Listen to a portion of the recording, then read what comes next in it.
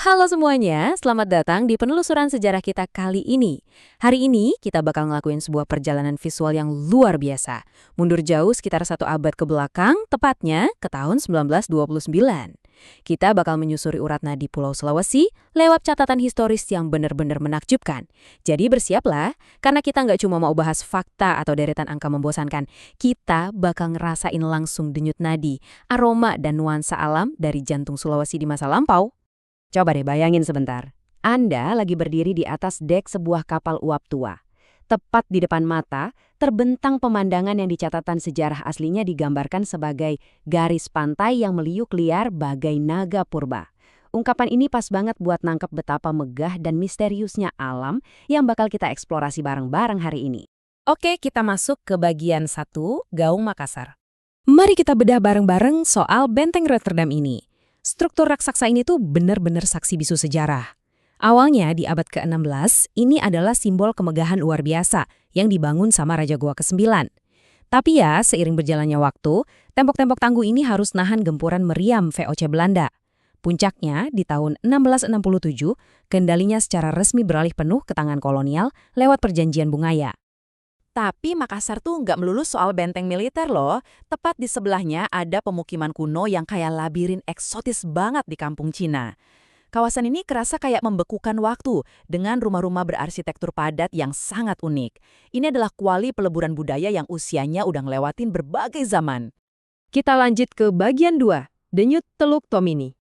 Nah, waktu kapal uap ini berlayar di bawah teriknya matahari yang membakar, pemandangan ini yang langsung nyambut kita. Teluk Tomini digambarin kayak cermin biru Lazuardi yang tenang banget. Dan coba perhatiin, warna biru itu dibingkai sama sabuk zamrud, alias hutan tropis yang rimbun dan sama sekali belum terjamah. Alam di sini tuh ngasih kesan yang sangat mengintimidasi, tapi di saat yang sama, luar biasa memukau. Dan ini dengan sangat brilian nunjukin semangat warga lokal. Begitu kapal berlabuh di Gorontalo, keheningan alam tadi langsung pecah jadi antusiasme luar biasa. Proses bongkar kargo ini dilakuin secara estafet. Dari kapal uap, pindah ke kapal tongkang, terus dibawa merapat ke pelabuhan. Penduduk benar-benar gotong royong, berlomba-lomba ngayuh dayung dengan tenaga penuh. Semangat kerjasamanya kerasa banget kan? Sekarang, bagian 3, menaklukkan jeram Sungai Poso. Begitu kita pindah dari kapal uap ke perahu kayu, tensinya langsung naik. Perahu mulai berderit nahan beban, dan bayang-bayang hutan rimba di sekitar ngasih kesan yang lumayan mencekam. Anda bisa ngebayangin perpaduan aroma lumut sungai yang tajam, kecampur sama bau kuda, dan hewan-hewan yang mulai panik karena ngerasain bahaya di depan mereka. Waktu tali dilepas, tanah stabil tadi langsung diganti sama arus keruh yang mengamuk. Gak ada lagi suara mesin kapal buat ngasih rasa aman. Yang ada cuma deru yang memekakkan telinga dari jeram sungai yang ganas ini. Arus liarnya ngehantam lambung rakit kita tanpa ampun, ngebawa rombongan sejauh 30 km masuk ke pedalaman. Bener-bener bikin merinding.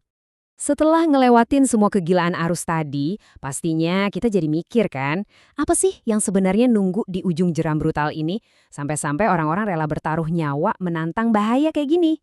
Jawabannya adalah ini, Danau Poso.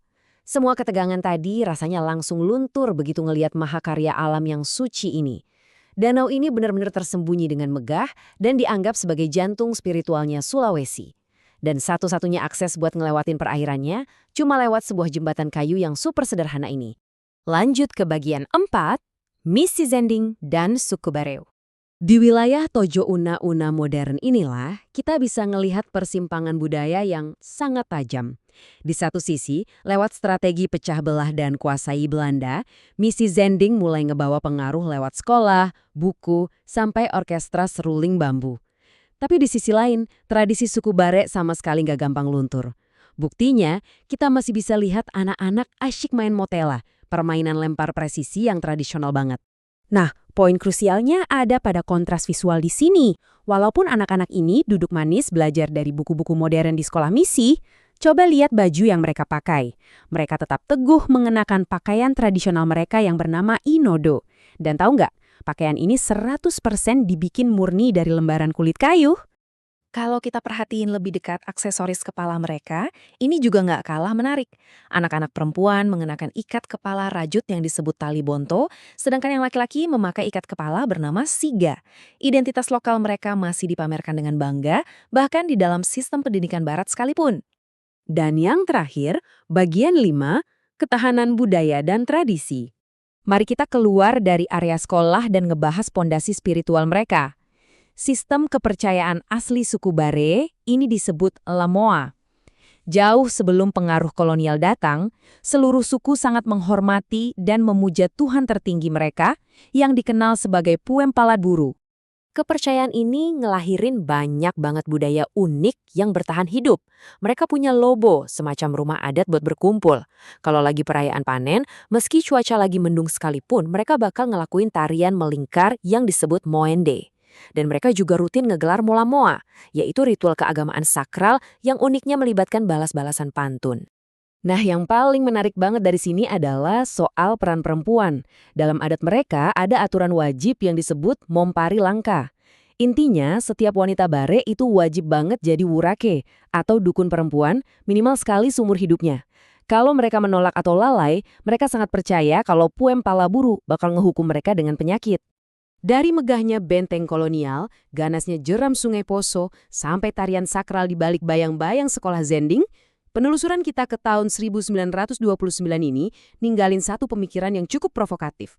Gimana ceritanya, tradisi-tradisi kuno dan kepercayaan adat ini mampu bertahan dari gempuran ombak kolonialisme dan modernisasi yang nggak ada henti-hentinya.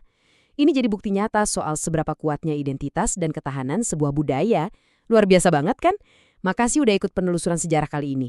Dan semoga ini bikin Anda makin penasaran buat terus menggali kekayaan cerita dari masa lalu.